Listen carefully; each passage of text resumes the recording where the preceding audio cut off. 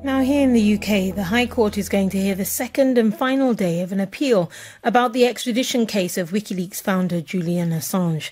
The US government is appealing against a decision to block the extradition of Mr. Assange made in January on the basis that he may take his own life if sent to the US prison system.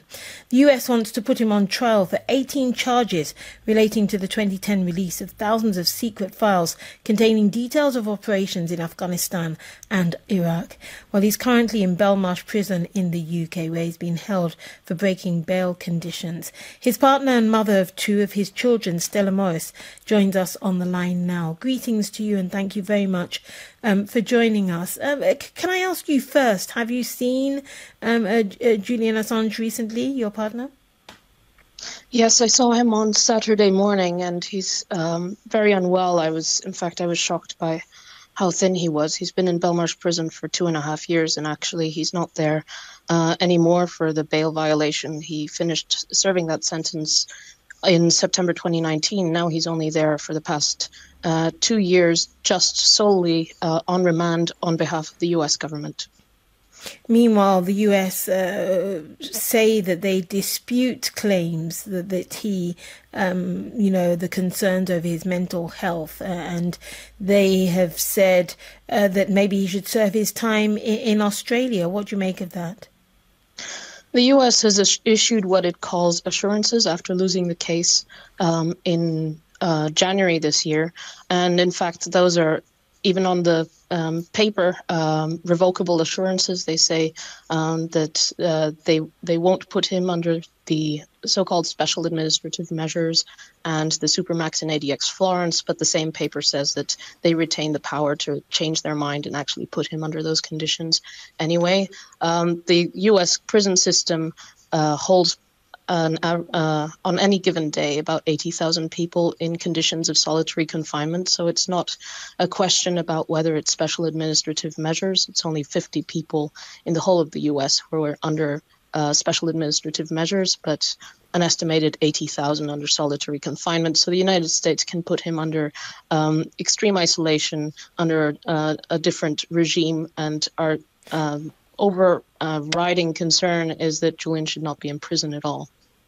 And is it the fact that he may be held in solitary in the US if sent there that is putting him under this pressure, which some say is leading him to have these thoughts, these mental health crises, if you like, or is it other feelings and also concerns about your safety or that of your children? Well, this is a case that has been dragging on for 11 years now of not just legal problems, but actually a political persecution, a politically motivated persecution that has led Julian to be deprived of his liberty since the 7th of December 2010, when he was initially arrested. He hasn't been a free man since. And in fact, in recent weeks, we've learned from an investigation in the United States that the CIA had produced sketches and options for assassinating Julian and also kidnapping him from the embassy of Ecuador in London. Yet weren't those accusations denied by Mike Pompeo and the CIA, saying that this was all a fabrication? I don't think they've been denied.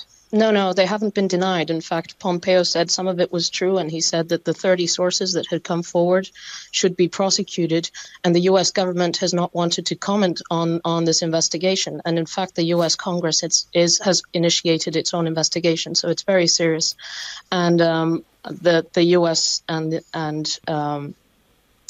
its CIA should respond to whether it was planning to kill a journalist in London. Are you fearful of your own safety? I have been very fearful of my own safety. While Julian was in the embassy, I felt at risk. I felt that Julian was at severe risk in the embassy. And now it's shown to have been true because these plans were being sketched at the same time.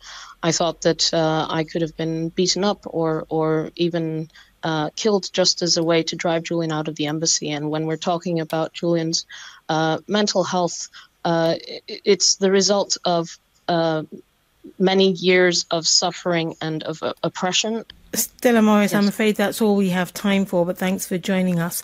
And she's the partner of Julian Assange, the WikiLeaks founder.